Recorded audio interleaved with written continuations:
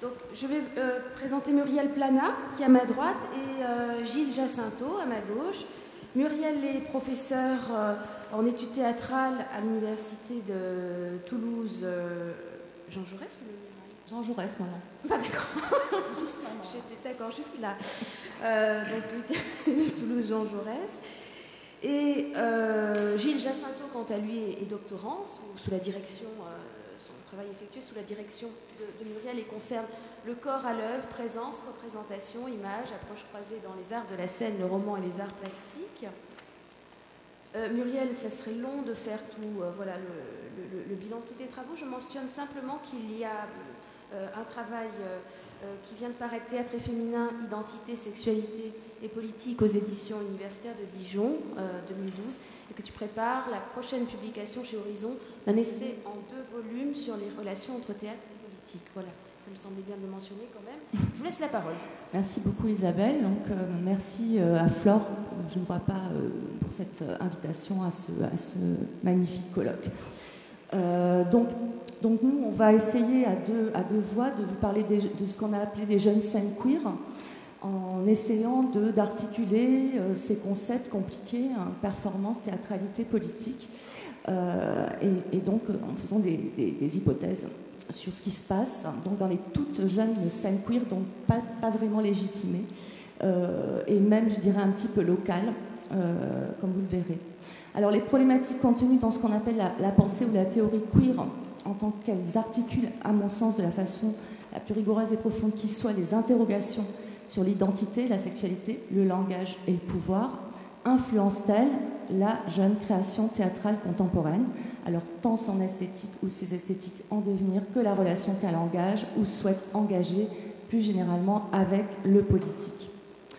Pour moi, s'il faut en proposer une définition, plutôt en présenter le programme politique, la théorie queer enquête en se saisissant sans complexe de toutes les disciplines à sa disposition, donc psychanalyse, philosophie, sociologie, on l'a vu tout à l'heure, anthropologie, en linguistique, sur des représentations, notamment donc identité et sexualité, notamment minoritaires, marginales, dominées, mais aussi dominantes, à leur fondement, dans leurs manifestations, dans leurs effets et dans leur interaction. Alors de ces représentations ou fictions, pensées par la théorie, l'art scénique s'empare aussi, mais en les exprimant théâtralement à travers des représentations, on dirait, au second degré. Cependant, alors qu'un théâtre apolitique se contente de reproduire des représentations performativement, sans dire qu'elles sont des représentations, de les servir, de les ancrer en nous comme autant de mythes et d'idéologies. Donc je cite le livre d'Isabelle, vraiment ma Bible. Donc autant de mythes et d'idéologies sans issue. Donc un théâtre politique, en revanche, procède aussi performativement à la mise en scène fictionnelle, stylisée, distanciée de ces mêmes représentations, dominantes ou pas, afin de mieux les comprendre et de les critiquer. Il les confronte dialogiquement à des logiques poétiques et formelles, mais aussi à des fantasmes et à des utopies alternatives aussi complexes, illogiques ou excessives que le permet l'art, de façon à troubler, retourner, relativiser ces représentations. Subversif, ce théâtre politique soupçonne l'acte même de représenter, interroge les conditions de toute représentation, et c'est à cela que le texte, comme poésie, drame, récit, l'image et le corps, articulés comme expression distincte, contradictoire, mais inhérente à la théâtralité comme dispositif technique, lui sont utiles. Ils lui permettent de se soupçonner lui-même, de s'altérer, de se contredire, de ne pas se réduire à un système, à une thèse, de demeurer, quoique politique et parce que politique, de l'art. Transgressif, ce théâtre politique cherche aussi à nous présenter non de l'irreprésentable, mais du non encore représenté, nous permettant alors, pour peu que nous y consentions, qu'en rien ce théâtre politique ne doit contraindre ou présupposer ses spectateurs, de modifier nos cadres de réception, nos seuils de tolérance, de nous modifier nous-mêmes. Lorsque je définis, comme je l'ai fait à l'instant, le queer et le théâtre politique, assez schématiquement, lorsque je dis vouloir montrer l'influence de la pensée queer sur une jeune création d'aujourd'hui, qui sera idéalement la grande création de demain, je suppose d'emblée que cette relation est légitime, qu'elle est bonne, qu'elle est fructueuse, tant pour l'art que pour le queer. Autrement dit, que ce que le queer fait à l'art est aussi positif que ce que l'art fait au queer. De même, je suppose que c'est surtout sur le plan politique que le queer fait du bien à l'art théâtral. Alors politique est ici pris dans un sens arenthien, de puissance d'agir, mais aussi dans un sens progressiste et émancipateur, autrement dit susceptible de remettre en question à la fois chez les auteurs et chez les spectateurs de ce théâtre l'état de fait de leur représentation de l'identité et de la sexualité, d'ouvrir l'espace des possibles en eux, non seulement sur le plan éthique et individuel, en les rendant accueillants à l'altérité en soi et hors de soi, mais aussi sur le plan collectif, en leur inspirant le désir et peut-être même l'imagination concrète d'organisations sociopolitiques plus justes. En effet, si le queer peut se situer à l'avant-garde de la repolitisation de l'art théâtral, c'est notamment grâce à sa portée philosophique. L'importation d'une ambition philosophique dans l'art, une philosophie, dirait Alain Badiou, en habit de foire, est, à mon sens, une des conditions sine qua non d'une authentique politicité du théâtre. Et je pense que donc cet art en a bien besoin en France, où il s'est tout particulièrement dépolitisé depuis les années 80, en se soumettant, à mon sens, au dogme des écritures contemporaines et de la scène post-dramatique, incarnation culturelle postmoderne du capitalisme tardif, comme le montre Olivier Neveu dans son dernier livre, en s'inspirant notamment de la réflexion de Frédéric Jameson. Or, si le questionnement queer des jeunes artistes de théâtre, mais aussi, comme on le verra, des jeunes chercheurs français, qui sont souvent les mêmes, les entraîne vers une réflexion politique générale également désirable, il n'est pas abandonné en tant que tel, parce qu'il est né à la fois le moyen privilégié, caustique, subversif, et une des principales nouvelles utopies. La théorie queer vise une remise en cause de l'hétéronormativité et du phallocentrisme à travers une critique des représentations dominantes. La possibilité d'une esthétique queer supposerait que la mise en acte artistique de la pensée queer ne la fige pas dans un modèle ou dans une définition qui excéderait son élan en créant de nouvelles injonctions ou des postures arrêtées. Ce qui est queer se définit justement comme ce qui repense sans cesse les normes. Si le queer lutte contre les normes dominantes hétérosexuelles et masculinistes, il est aussi plus qu'un militantisme homosexuel ou féministe. Le queer, en tant qu'il remet en mouvement et rejoue toute forme d'identité, à la fois critique et autocritique, est aussi un instrument de lutte politique contre l'homophobie dans l'homosexualité ou contre la misogynie dans le féminisme, d'où sa position fragile et par là profondément politique.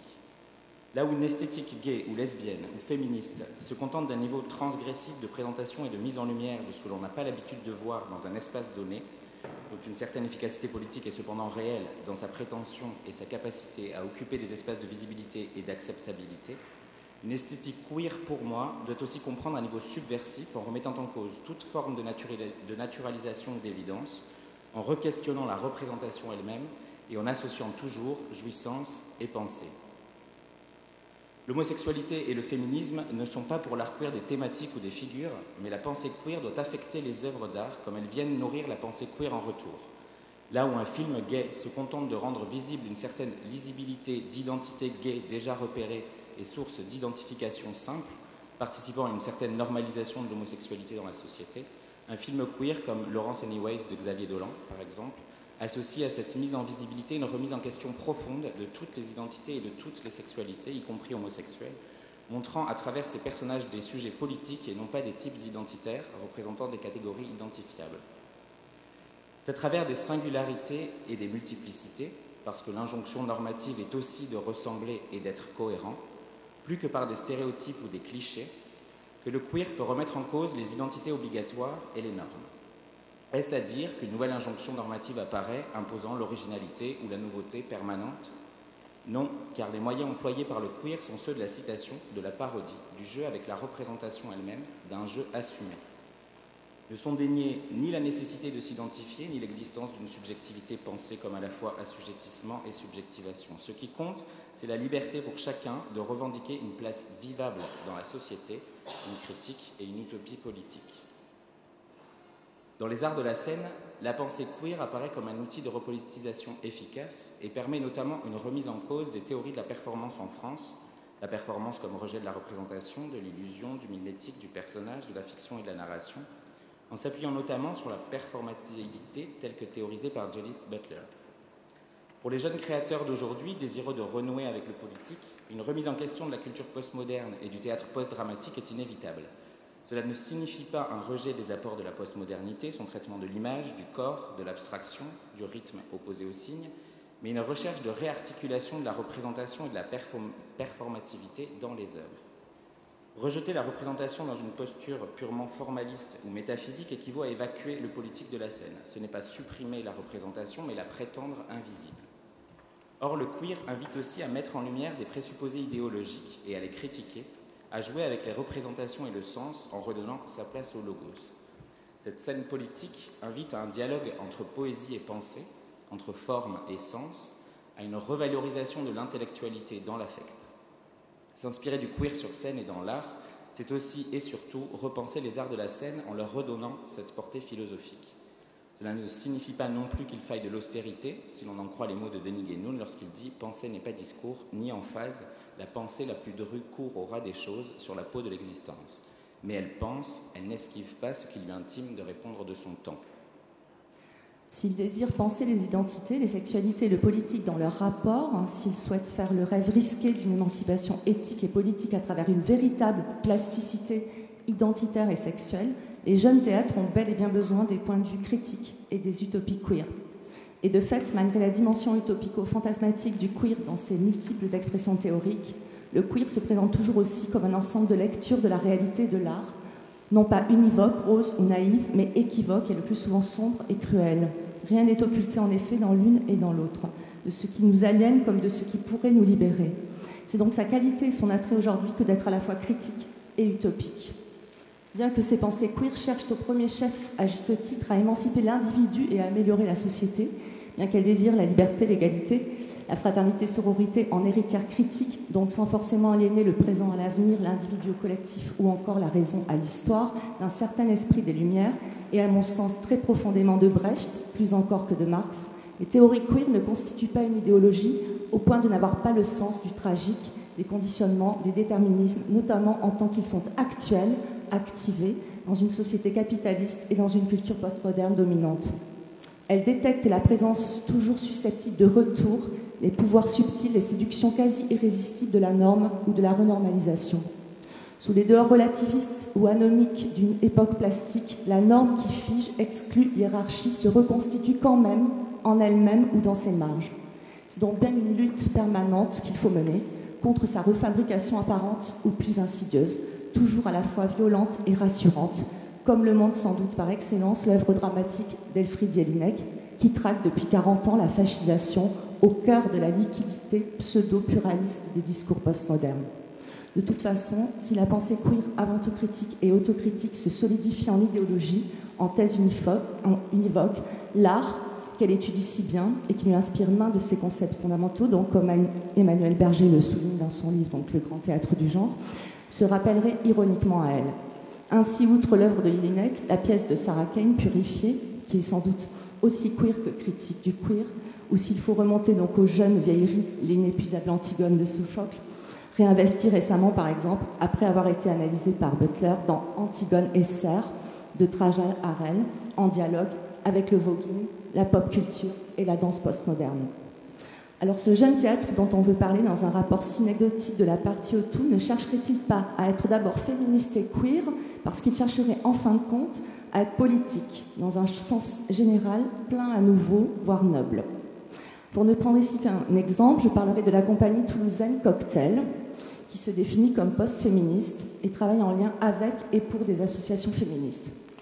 Claire Balerdi est auteure et metteur en scène, entre autres, d'un spectacle intitulé Luciole, un hommage à Pasolini, sur l'hypersexualisation des petites filles et des adolescentes, diffusée en salle devant un tout public, plutôt acquis, mais aussi devant des classes entières de lycéens beaucoup moins acquis, dans le cadre d'un programme scolaire de lutte contre les stéréotypes de genre et les inégalités entre les hommes et les femmes. Dans ce spectacle, Claire Balerdi ne se contente pas de raconter, sans jugement moral, à travers le recyclage de contes comme Alice au Pays des Merveilles et Le Petit Chaperon Rouge, la tentation adolescente de se conformer à une image stéréotypée de la femme, ni de dénoncer le rôle des adultes, des hommes, de la société ou des médias dans la fabrique de cette tentation. Elle en explore toutes les facettes, en offre aux spectateurs plusieurs lectures, en déploie la complexité et l'équivoque. Dans ce but, elle ose par exemple la figure trans d'un homme saisi dans un devenir femme chenille papillon deleuzien, qui chante le tube des années 80 de Mylène Farmer, que vous connaissez tous sans contrefaçon, et dont l'ambivalence et la quête identitaire, exprimée dans la sérénité de l'esprit et la dépense du corps, symbolisent et subliment à la fois l'ambivalence et la quête de l'adolescente. Celle-ci oscille de son côté entre rébellion, conformisme et fascination face à son propre désir d'identification à une image-objet idéalisée de la femme. Identité et sexualité sont articulées puisque l'accomplissement de ce désir passe nécessairement aussi, nous suggère le spectacle, au-delà des codes vestimentaires et gestuels à adopter, au-delà d'une performance de la femme à mettre en œuvre, par l'acte sexuel, passage à la fois obligé et consenti avec un partenaire masculin plus âgé, un acte accompli dans l'impatience plus que dans l'envie, dans la nécessité plus que dans la liberté, et qui constitue une sorte de rituel d'adoubement pervers que la jeune fille doit subir pour se réaliser comme femme. La figure ambiguë du trans, portée par un jeune acteur emballé dans un cocon de matière plastique transparente et très maquillée, a jeté le trouble, comme on l'imagine, parmi le public lycéen. Conspué, bien sûr, il l'a été, mais aussi à l'origine d'une gêne mêlée de fascination. Sans être un modèle, il représente un possible, une ouverture, une respiration, une alternative, un chemin de biais qui peut se substituer à la route toute tracée, d'autant plus étroite qu'elle est précocement empruntée, de l'identité obligatoire et de la sexualité hétérosexuelle obligatoire comme prétendu accomplissement féminin et en creux masculin, car le stéréotype masculin était aussi traité dans la figure du loup, donc dans Luciole, qui souffre de devoir être viril et séducteur quand il est avant tout amoureux et sentimental. C'est un constat que nous faisons depuis quelques petites années. La jeune création, pratique comme théorique, je pense au théâtre universitaire, mais aussi à une nouvelle génération de chercheurs, souvent également artistes, manifeste ouvertement le désir d'être plus politique que la scène post-dramatique nourrie ou étudiée par leurs aînés et qu'on leur propose comme un modèle qui ne les satisfait pas. Avec cette posture accusatrice, frontale, ressentie aujourd'hui comme une imposture, la jeune création veut à l'évidence rompre, sans faire l'impasse sur la représentation et le questionnement politique des identités et des sexualités à travers des spectacles très divers, mais qui cherchent tous à être politiques en étant consciemment ou inconsciemment queer, à l'image de celui de Claire Balerdi. Par exemple, l'œuvre chorégraphique de Tilmas Akwaou ou théâtrale de David Malan, qui seront évoquées par Gilles, ainsi que la perfo-conférence d'Anne Pellus et de Gilles lui-même, dont j'espère que j'aurai le temps de dire quelques mots, qui sont des travaux avant tout auto-expérimentaux et autocritiques, tant sur le plan formel qu'idéologique. La performativité queer est une opération continue de déplacement du sens qui ne peut se contenter de créer ou de décrire de nouvelles identités qui prendraient le risque d'être injonctives en retour, mais qui n'a de cesse de créer du mouvement à partir de la scène. L'originalité et la force politique du spectacle queer Pédale, Bijoux, Barbe de David Malan et Emmanuel Rogez tiennent à ce qu'il mette en scène deux personnages de sexe masculin, hétérosexuels, qui réfléchissent sur leur position dominante et expérimentent leurs fantasmes de travestissement et d'efféminement. Le spectacle montre avant tout une expérience sur soi, partant d'une autocritique. À partir de leur questionnement personnel sur leur identité masculine, les deux performeurs n'en construisent pas moins deux personnages fictionnels qui, traversant des expériences habituellement réservées aux gays, jouent aux travestis et à la pédale, en assumant la réalité de leurs fantasmes et de leurs désirs, parodient les masques de leur propre identité en caricaturant et déconstruisant les représentations de la virilité, et finissent par ne plus pouvoir se jouer eux-mêmes, ni jouer les clichés masculinistes sans recul ironique. C'est une double critique qui en découle. Une critique de l'hypocrisie du masculin, lorsque, sous couvert de chercher à défendre les femmes, il répète des attitudes sexistes, et une critique de l'homosexuel qui, sous couvert de lutte gay, répète des postures homophobes. Le spectacle offre ainsi des niveaux de lecture complexes, mettant en dialogue ces deux individus entre jeu ludique et parodique, mime et exagération de postures à critiquer, et affirmation d'un réel désir de pathos, de féminité, de transformation, d'homo-érotisme. Les deux personnages explorent leurs fantasmes jusqu'au débordement, jusqu'à se troubler eux-mêmes, sans jamais tomber dans un dogme de l'inversion, une imitation obscène des homosexuels ou un militantisme trop affirmatif.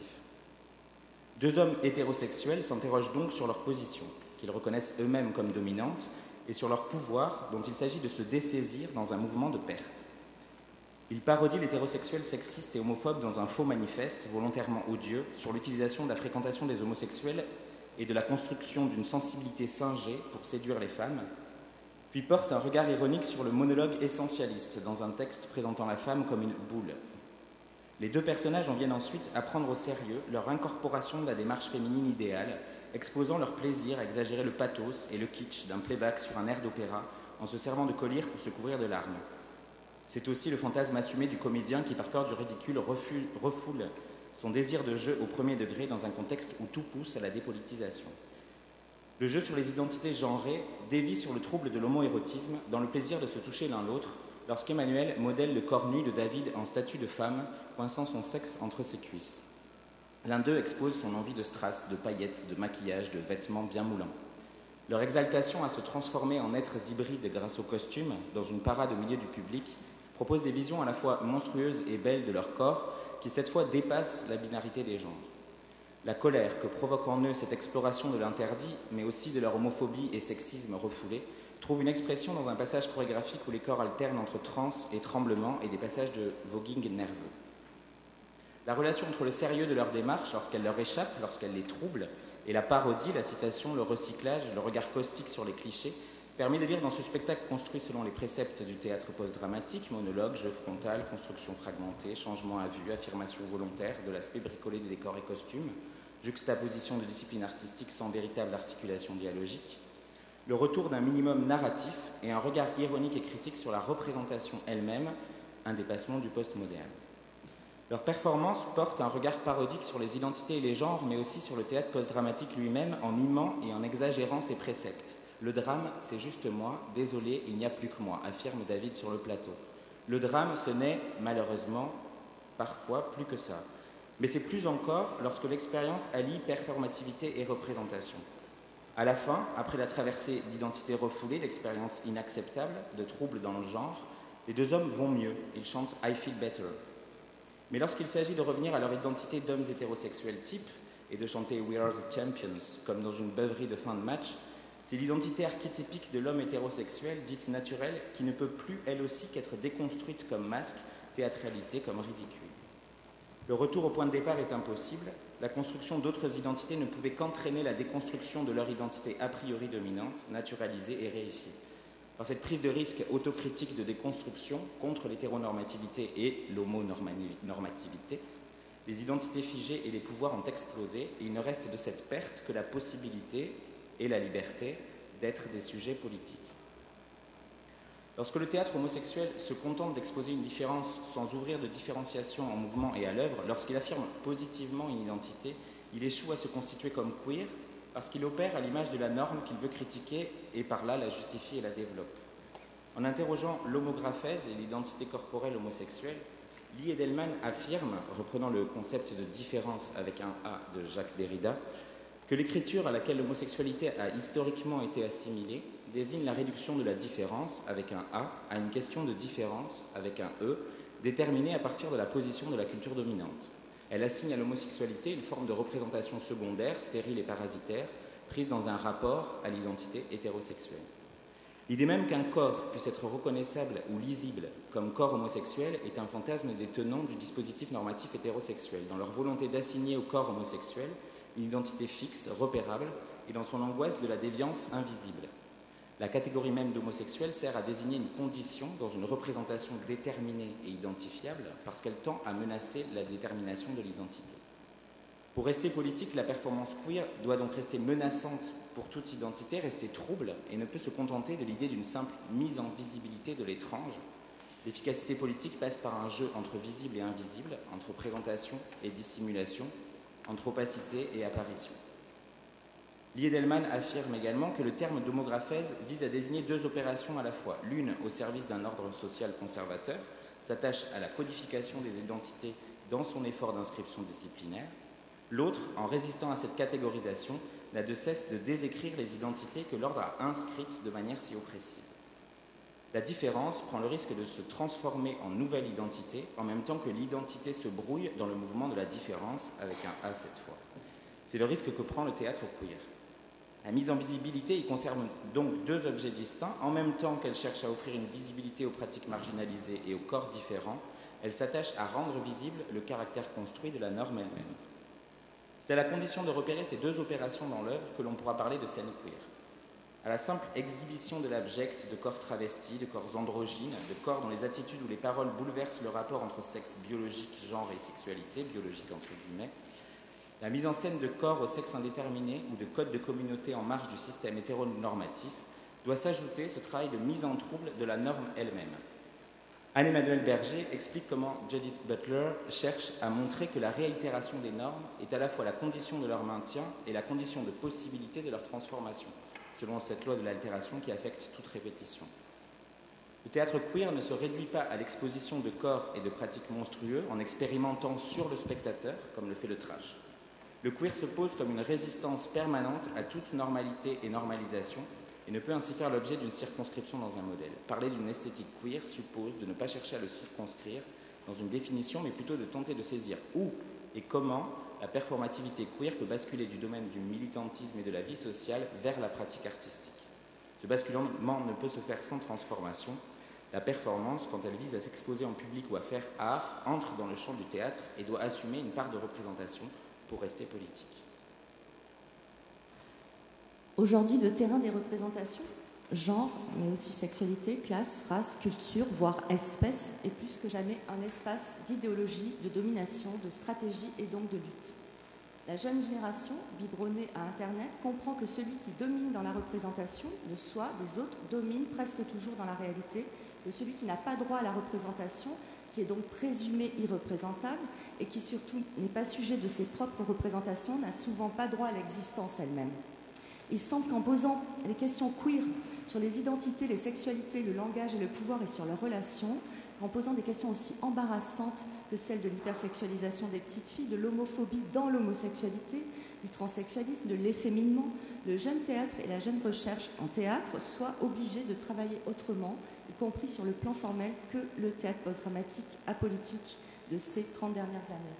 Il semble ainsi que ce théâtre soit prêt à associer à un certain héritage postmoderne, donc recyclage, intermédialité, post-féminisme, jeu performatif, mais en dialogue comme chez Vitesse avec le jeu dramatique et le jeu épique, en se débarrassant de ces manies formelles et moralisantes, trash, tout performance, tout frontalité, tout monologisme, agression systématique et dénuée d'autocritique du public supposé bourgeois et consommateur, de certains de ces présupposés, haine de la représentation, haine du logos, anti-intellectualisme et de son apolitisme.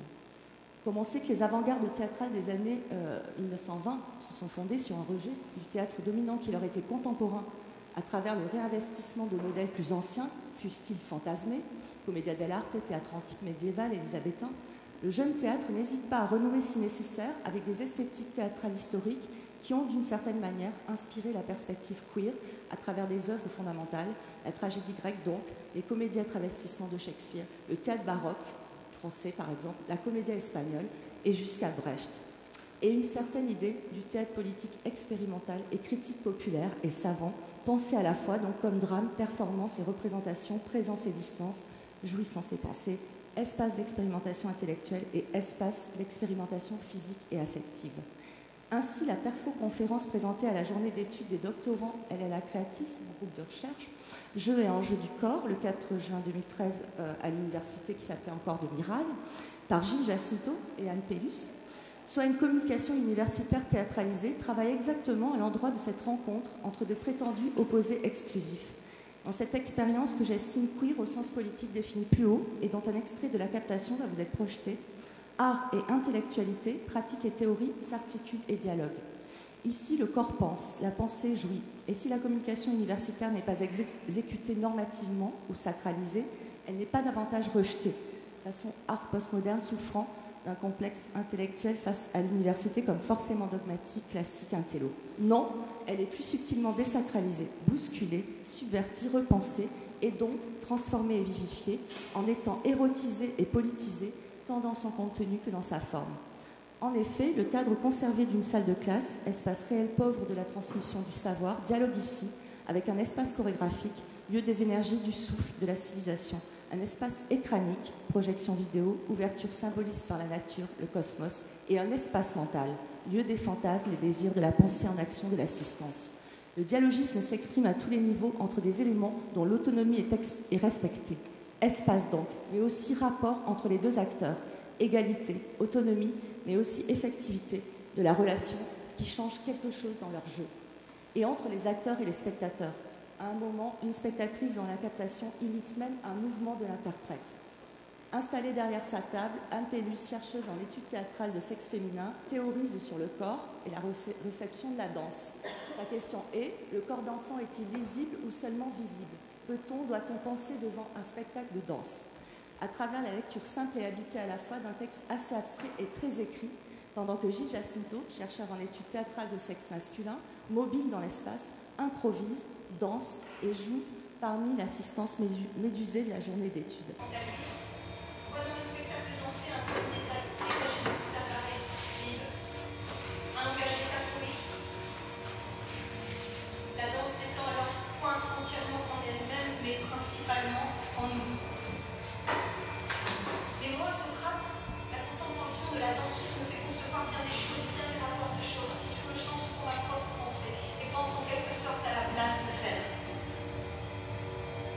Cette différence d'approche, dans laquelle transparaît l'opposition entre dualisme et matérialisme, exprime clairement que la réception du spectacle dansé se joue toujours dans une mise en tension entre le sensible et l'intelligible.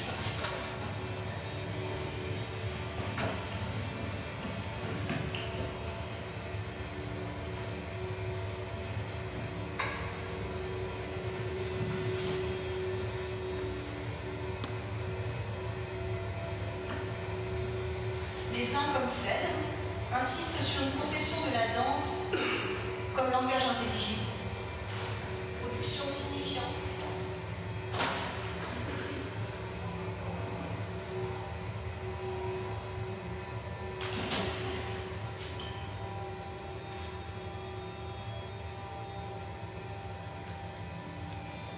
Poésie énoncée par le corps en mouvement.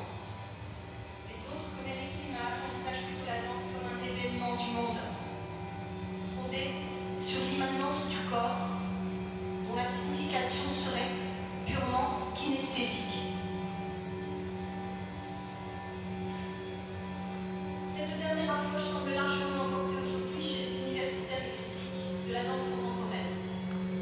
Interrogé sur la question de la réception, le danseur universitaire Philippe Guigan insiste sur la nécessité pour le spectateur d'un spectacle chorégraphique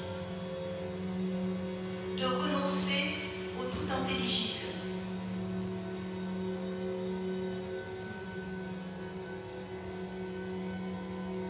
Je rassure souvent les néophytes désarçonnés par un spectacle qu'ils n'ont pas compris,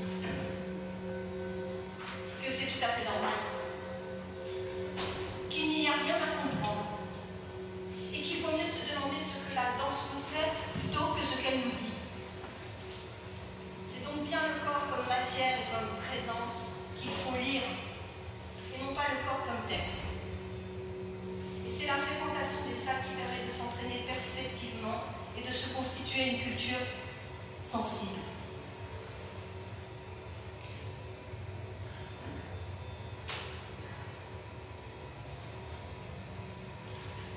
Plus radicale encore, la jeune chercheuse Mariam Guénouz, dans un article intitulé « Danser ». Là, ça vous donne une idée. Donc, vous avez vu, donc, pas de rapport d'illustration entre danse et discours théorique, mais un dialogue à l'écoute, provoquant des frottements hasardeux et quelquefois étincelants entre lecture du texte et travail du corps. Et puis on sait que, alors ça c'est aussi l'aspect queer que je vois dans ce travail, on sait que les femmes, notamment à l'université et dans l'art, n'ont pas vraiment encore tout à fait droit à la même théorisation et au verbal, qui reste quand même des privilèges masculins, et que les hommes par contre n'ont pas vraiment encore tout à fait droit au corps et à la séduction du non-verbal. Privilège féminin, c'est aussi ce rapport-là que je voulais souligner. Anne et Gilles, donc, au-delà des rôles habituels, sont là où on ne les attend pas, et c'est ce qui est également queer. Ainsi, cette expérience, malgré sa part d'improvisation, ne relève pas tant, à mon sens, de la performance en tant que telle, même si je l'ai appelée perfo-conférence, que de ce jeune théâtre politique inspiré par le queer, dont je constate ailleurs les prémices et dont j'espère l'avènement. Avant de recéder la parole à Gilles, je tiens à dire qu'outre ses travaux artistiques, sa réflexion de doctorat sur le corps, dans la littérature, la danse, le théâtre, la vidéo, peut nous aider à sortir de l'opposition post-dramatique dépassée entre texte et corps et image. En effet, et c'est son hypothèse principale de recherche, Un texte et un écran peuvent produire du corps effectif, tout autant, voire bien mieux, qu'une performance scénique, qu'une chorégraphie de danse, qu'un spectacle de cirque. Et bien sûr, à l'inverse, un corps dansant peut produire autant de pensées qu'un texte dramatique ou philosophique. Mais que veut dire produire plus de corps, plus d'images, plus de texte? Cela veut dire produire un discours autonome du corps, de l'image, du texte. Cela veut dire que l'image ou le corps doivent être, autant que le texte, des actes de pensée performative, donc au sens non de la performance, mais de la performativité de Butler, et non le simple résultat formel d'une pensée qui les précède et qui les instrumentalise. Ils doivent, en tout cas dans un théâtre politique, nous dire quelque chose en plus ou à côté, afin de réellement transformer notre regard sur nous-mêmes et sur le monde. Comment penser, dans la performance comme genre scénique ou théâtral, la performativité de genre? Judith Butler reste très prudente quant à la relation possible entre la performance de genre et la performance théâtrale. La performance renvoie à un type particulier d'acte scénique qui s'appuie notamment sur l'idée d'une action des corps au présent, quand la performativité renvoie à une resignification dans la réitération, un déplacement dans la répétition, à des répétitions subversives dans un espace de contraintes qui ne sont pas le fait d'une volonté d'endosser des identités comme on enfilerait des costumes. La performativité pour la philosophe n'est ni un libre jeu, ni une présentation théâtrale de soi. Elle ne peut pas non plus être assimilée purement et simplement à la performance. Fin de citation. Cette distinction suppose donc de pouvoir affirmer que des performances au sens théâtral peuvent ne pas être performatives au sens queer, quand bien même elles auraient pour sujet ou thème l'homosexualité ou les identités de genre. Pour parler de performance queer, nous supposons donc qu'il faut qu'elle s'articule à des structures ouvertes de performativité queer, c'est-à-dire qu'elle s'oppose à toutes les normalités et normalisations sans jamais se faire définitive, en remettant en question les dichotomies et les systèmes binaires de pensée. Anne-Emmanuelle Berger explique comment Judith Butler articule performance et performativité dans un chiasme, en plaçant la performance du côté du théâtral et la performativité du côté du linguistique. La performance renverrait à la notion de répétition rituelle et la performativité à celle de réitération citationnelle. Elle affirme en outre que Judith Butler conçoit le genre comme performance et imitation d'un idéal normatif. Dans cette expression, performance et imitation semblent conciliables, la répétition permettant ou non un déplacement de la norme.